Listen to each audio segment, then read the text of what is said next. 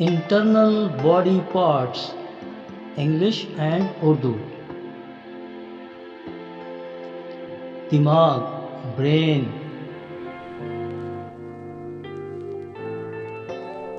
अंदरूनी कान, internal ear. हलक, throat.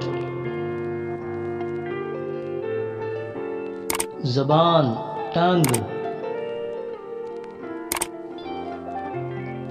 गिल्लड़, thyroid gland.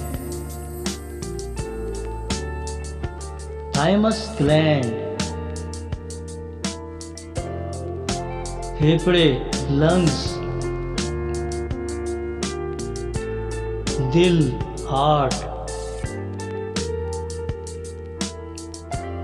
गुर्दे, kidney.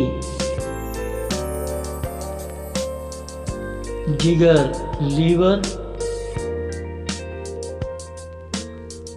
मैदा, stomach. आंतें, intestines. बड़ी आंत, large intestine. छोटी आंत, small intestine. तिल्ली, spleen.